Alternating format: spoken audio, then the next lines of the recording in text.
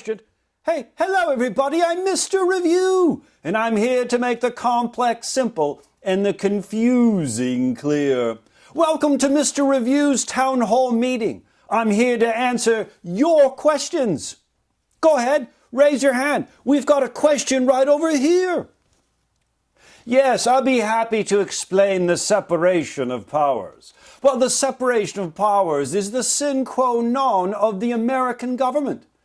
The separation of powers involves a dilution of power between the three branches: legislative, executive, and judicial. The separation of powers really speaks to our anthropology as a people. We do not want to have too much power in one place. Remember, the Founding Fathers had a difficult question to answer: how best to make a strong government without making it too strong. They answered that question through the separation of powers, balancing power, overlapping power, checks and balances between a legislative branch with the power of the purse, the executive branch with the power of the sword, and the judicial branch with the power of judicial review. The separation of powers are three branches of government, an important backbone to the American government. Say, any other questions? Yes, you over there. So you want to know about federalism, do you? Well, I have a lot to say about federalism. Federalism is that unique experiment first tried here in the United States to divest certain powers, to push out certain powers to local, regional, and state governments. Federalism, we don't have a centralized system of government here in America. Rather, we have a federal system. Power is found at the top, in the middle, and down below. National, state, and local governments. We do so for a variety of reasons, not the least of which is to protect our individual liberties. Remember, we do not want a government so powerful that it can eradicate our individual liberties or violate our civil rights. On the other hand, we also have multiple governments, not just to dilute power, but also to experiment.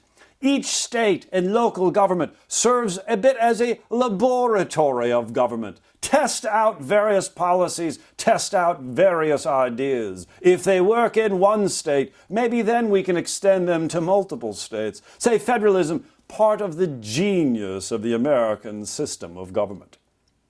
More questions, anybody? Welcome. You are at Mr. Review's Town Hall Political socialization, do you say?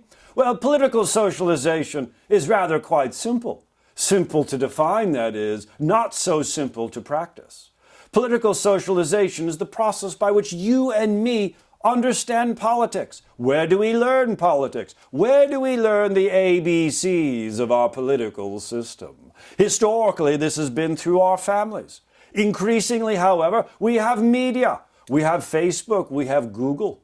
We have friends, we have schools. But let's not forget our demographic biases. Our demographic biases like gender, race, religion, ethnicity, income, occupation, region.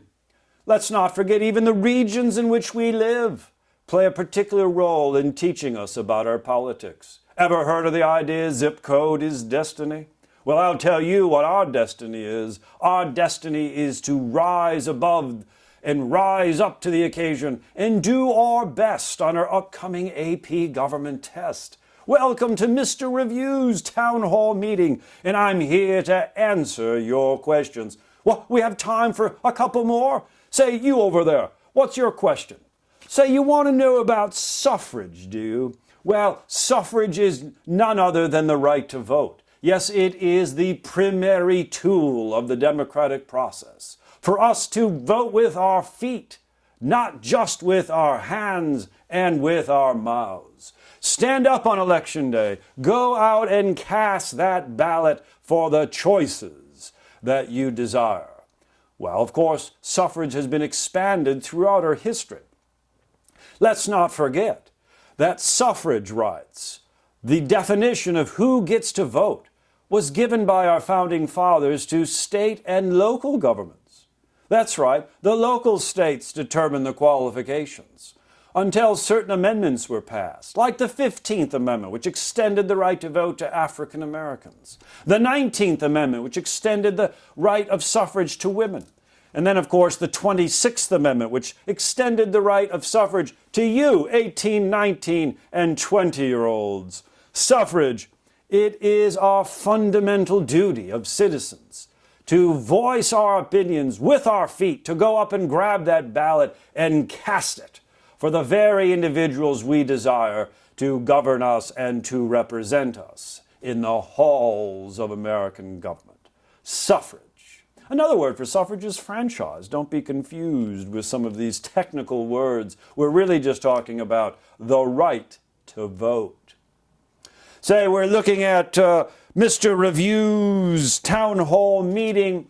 Looks like we do have time for one more question. Who's got it? So you want to know about Big Tent, do you? Well, Big Tent. Big Tent is really a metaphor we use for our two-party system. The American form of government is based on political parties. These broad-based coalitions, these organizations that collect our thoughts, really collect our votes. Political parties have one intent, and that is to win elections. Multiple democracies around the world have multiple parties. Here in the United States, because of our plurality system, because of our single-member districts, because of our winner-take-all rules, we have fallen into what political scientists have called Derviger's Law. Where there are plurality rules, there you shall find a two-party system. And what does that mean? These two parties must attract multiple voters with multiple views, oftentimes not always in agreement, but broad agreements enough for us to join the one tent, a big tent, so that when we cast our votes together, we can elect that candidate who we choose best, who we like best. The two-party system. We form our coalitions before the elections. In parliamentary systems, they form their coalitions after the election. That's confusing. But what isn't confusing is when we form our coalitions before the elections, we know exactly who we're voting for and what we're getting if we win. It is for this reason that two-party systems tend to have higher political efficacy. You heard me. Yes, that F word is one that we do not state enough in this government of ours, but it is something so important. In a two-party system, we tend to have higher efficacy. That is, we, the people, feel that our government is responsive to our needs. It should be, after all. We vote for it. Well, you've been watching Mr. Review's town hall meeting. I'm here to make the complex simple and the confusing clear. If you have more questions, keep asking. This town hall meeting will certainly be meeting again. Say, any more questions? I'm Mr. Review. Until we meet again. Bye-bye.